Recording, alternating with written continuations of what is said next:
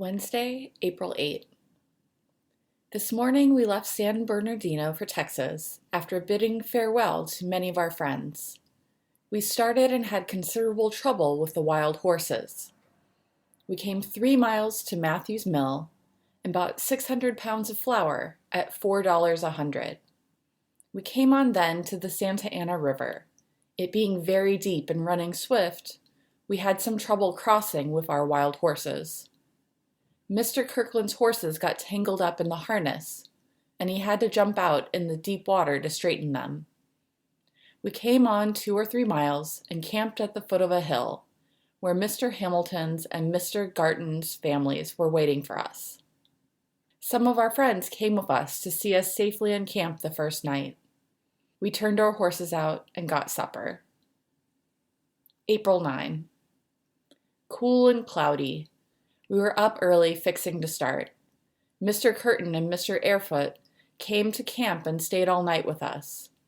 After breakfast, they harnessed up to start and had some fun with the bronco horses. They kicked the harness off as fast as they put it on.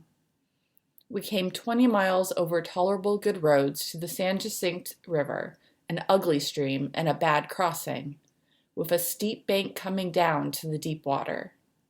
The horses being wild and unruly, we were some time crossing.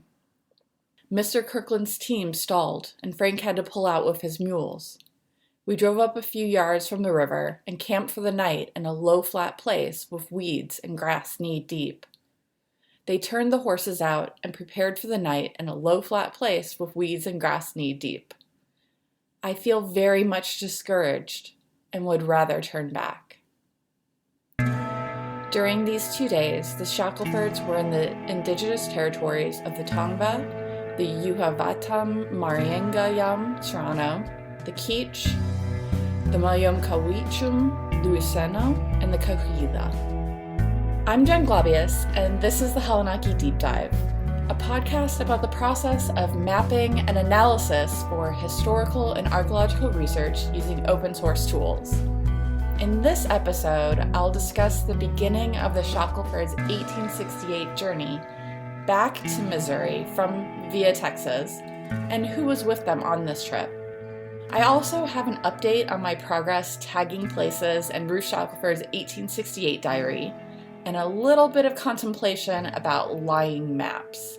Let's dive in. In the intro, I read the first 2 entries of Ruth Shackelford's 1868 diary, where she describes the first 2 days on the road towards Texas, leaving from San Bernardino, California.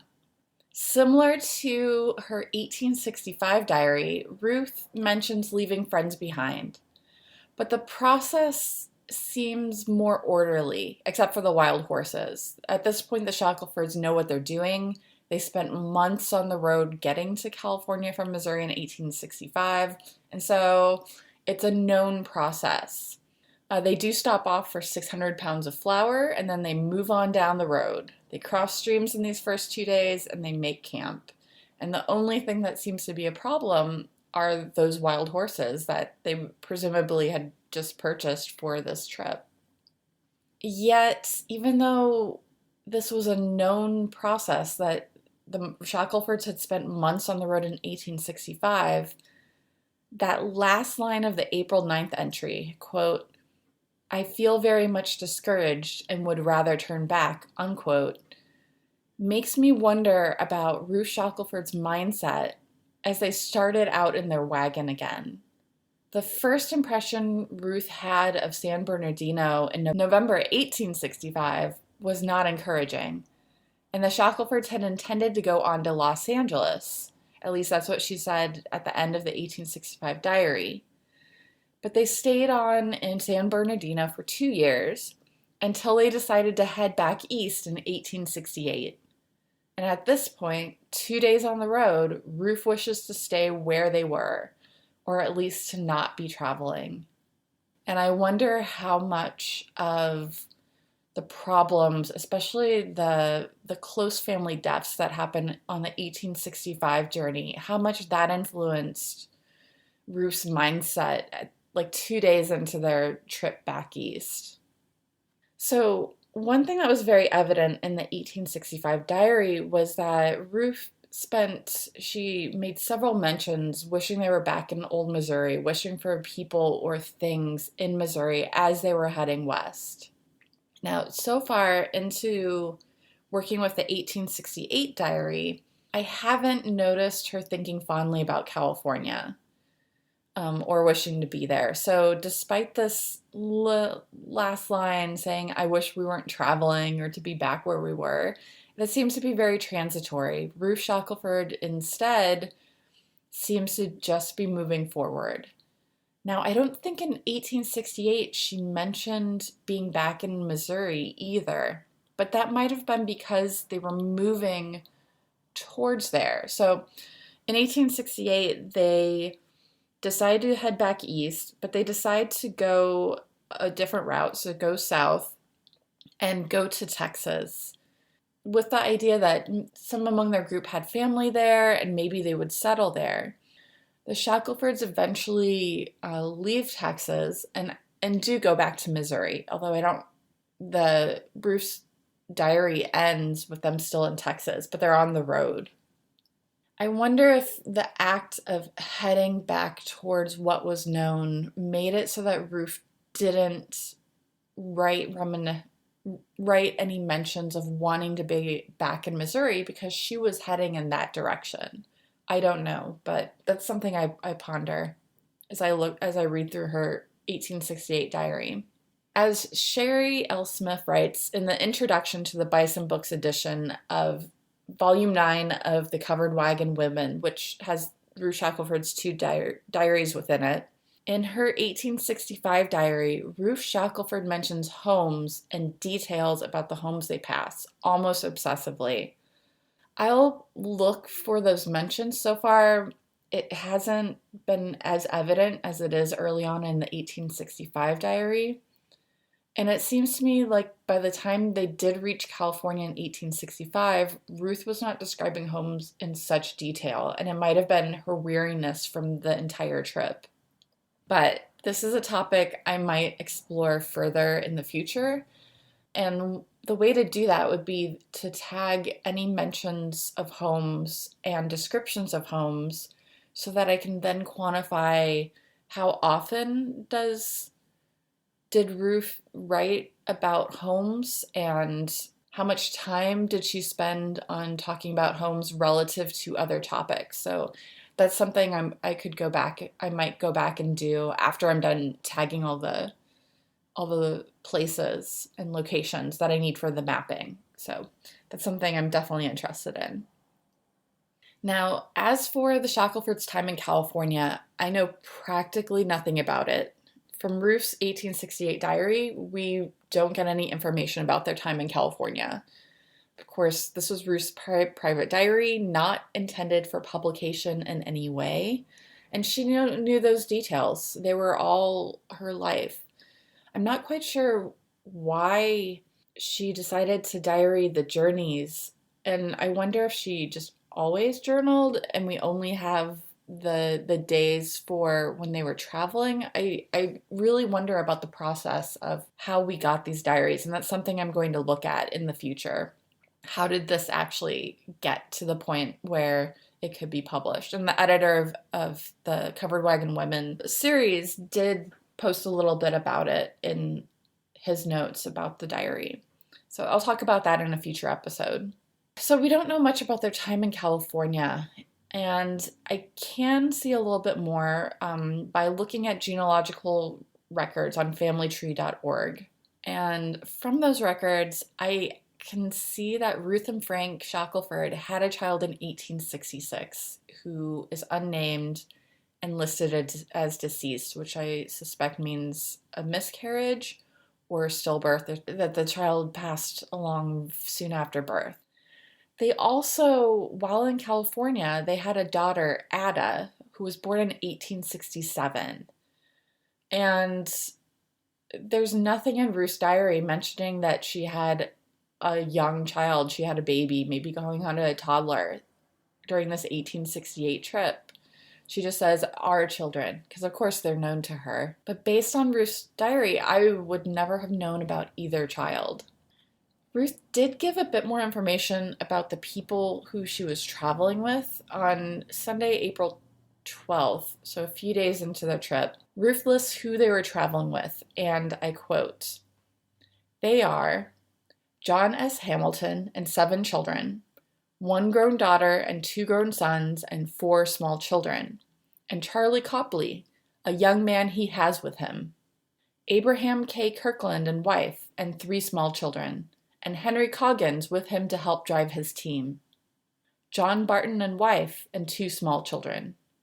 Henry Birdwell and old Mr. Crowden with him. A.B. Gatewood and 3 children, and George Ridgway with them. And our own family and John Smith with us to drive 1 wagon. We have 7 wagons and 56 horses in our train." End quote. So by my calculations, counting up those people, at this point, a few days in, there are 27 people plus the Shackelfords. And I know how many Shackelfords there should be from the genealogical record. So there should be Frank Shackelford, Ruth Shackelford, the 5 children who made the 1865 trip, and young Ada, who was born in California. So at this point, there were 36 people taking off in this group for Texas. But this number fluctuates as more people join or leave their group. Old Mr. Crowden doesn't make it very long. I think in a few days after this, they come to a desert and he's like, nope, I don't want to do that. So of this group of people, I don't believe the Hamiltons or Bartons were part of their travel in 1865, but I'll know more about that. I can go back and check that a bit better after I tag people in the 1865 diary to see if there are any mentions. I just don't remember them. The Kirklands, as I mentioned in the last episode, traveled in the same wagon train as the Shackelfords in 1865, and they seem to have become close friends through the journey. And this is evident since they actually travel with the Shackelfords back to Missouri via Texas. A.B. Gatewood, of course, was the Shackelfords' brother-in-law, although his wife, who was Frank Shackelford's sister, Anne Shackelford Gatewood, died during the 1865 journey. So by my count, and according to genealogical records, 4 of the Gatewood children survived the 1865 journey and were alive at that point. But on April 12th, Ruth Shackelford says that 3 children were part of this trip. And she doesn't list the children, but looking at FamilySearch.org, I suspect that the youngest surviving child in 1865, James, who was 4 in 1865, I wonder if he had passed on during their time in California. The information about James says that he passed away in 1900, which is not specific, and there are no sources about him later, so I wonder if there was just no record. The other 3 Gatewood children have records about them in Texas, which is where the Gatewoods end up staying. And I've found a few other problems with the records in FamilySearch.org that need fixing, such as it lists Ada Shackelford's birthplace as Missouri, which is the impression you would get if you look just at census records, because you can look at 1860, you see the Shackelfords are Missouri. I haven't seen the 1870 records, but 1880, it also shows the Shackelfords in Missouri. And so if that's the only source of information you have, if you don't know about this diary, then you'd assume that the Shackelfords stayed in Missouri over those 20 years. But since I do have this information, I plan to help update the records in FamilySearch.org. FamilySearch.org is freely available. It's through the Church of Latter-day Saints because they're very interested in genealogical records. And it's been such a help for me just understanding the Shackelfords and Gatewoods and their families that I'll probably try to give back a bit by updating their records and adding the information from Ruth Shackelford's diary, because I think it's a very valuable reference for them. So a little bit about my work. I am currently adding entries from the 1868 diary into NodeGoat now and adding place objects for all the locations mentioned there. Same process I was using with the 1865 diary. But I think I need to do a little more thinking regarding certainty and uncertainty of places, which I've talked about in previous episodes. First, a little bit about why classifying uncertainty and certainty for these locations is important. And it's simply this: all maps lie. Or to be more accurate, since I'm talking about truthfulness and accuracy and things like that, because maps are representations of reality, the map maker has to decide how to represent whatever is the focus of the map.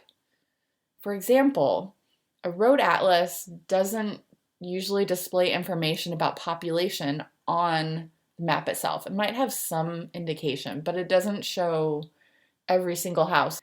Extra information about population would interfere with the purpose of a road atlas, which is knowing how to navigate roads. And that's why you don't see information on population on Google Maps or whatever map routing software you use on your phone, because population information does not serve the purpose of that software or the maps the software provides. There's a great book called How to Lie with Maps by Mark Monnier. It's now in its 3rd edition. I own the 2nd edition. And this book, How to Lie with Maps, describes the ways in which maps can be deceptive, either intentionally or not. Mostly, people who make maps do not intend to deceive their readers, but because maps are not reality, they are a representation of reality, they simplify things to make the point of the map. So if you want roads, you're going to put roads on there. You're not going to put necessarily a bunch of other features, and so on and so forth. As consumers of information, including maps, it's important to understand how to read those maps and what they might be leaving out. And just as a side note, as a companion, I also recommend the book How to Lie with Statistics, which is a great guide on how to be a consumer of statistical information. And I'll put links to both books in the show notes. So why am I talking about deceptive maps? Well, mostly because I intend to make maps about the Shackelfords' journeys that are truthful about ambiguity in the data. So I want to make it clear how unclear the data can be. So as I go through Ruth Shackelford's diary entries and tag places and collect locations of those places so I can later create maps, there is a lot of uncertainty in that process. I have a lot of uncertainty about the data, how well what I'm actually recording actually indicates where the Shackelfords went, or how closely. And so I've talked a bit about how I intend to visualize location uncertainty in an earlier episode, mostly that I intend to use fuzziness and create wider paths instead of using a very sharp, thin line or dot to indicate the paths. Just that the amount of width and blurriness will indicate how much uncertainty there is about the location. Because when you have like a very small dot or a very sharp line, our brains read that and say, hey, this is like the exact location. And I really want to emphasize with these maps that we don't know exactly where they went, and that's okay. Ambiguity exists, especially in historical records, and especially in a private diary that was not meant for publication or necessarily for anyone else to read. And so there's a lot. I intend to visualize that uncertainty because I don't know what's going on, and I want to help reinforce that it's okay that we don't know.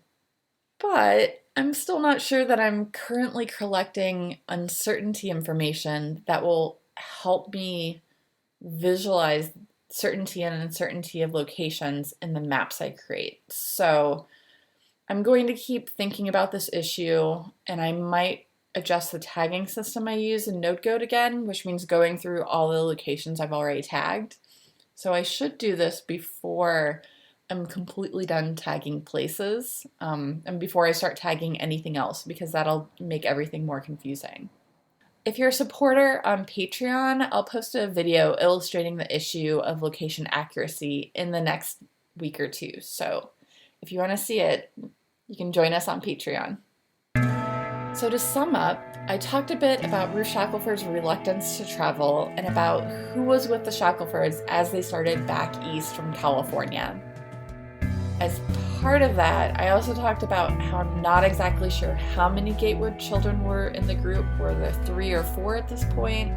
Ruth says 3, and I'm going to take her word for it. And it makes me wonder about genealogical records overall that are available on FamilySearch.org. So useful, but have to take everything with a grain of salt. Don't take everything as gospel. Finally, I talked about map ambiguity and a little bit about why I'm trying to be careful about categorizing uncertainty, because I want to make good maps that don't make it seem like I know exactly where the Shackelfords went, because I certainly will not know that. I think I'll have a decent idea, and it'll be enough to make maps that I'm proud of, but I also want to visualize uncertainty in those maps, because I want to make that obvious. That's it for this episode. Thanks for listening. You can email questions or comments to deepdive@helenaki.com or find us on Facebook, Twitter, and Instagram at HelenakiGIS. Show notes with links to resources mentioned in this episode are available on the Helenaki website and on Patreon. If you enjoy the Helenaki Deep Dive, please recommend it to a friend or leave a review on Apple Podcasts so more people can find it. You can also support the Helenaki Deep Dive financially by becoming a supporter on Patreon. For as little as $2 per month, you get access to behind-the-scenes content, while higher tiers of support include digital copies of maps and other visualizations related to the podcast. The Helenaki Deep Dive is written and produced by me, Jen Globius of the Helenaki. The theme music is Deep Ocean Instrumental by Dan O of danosongs.com. Thanks for listening.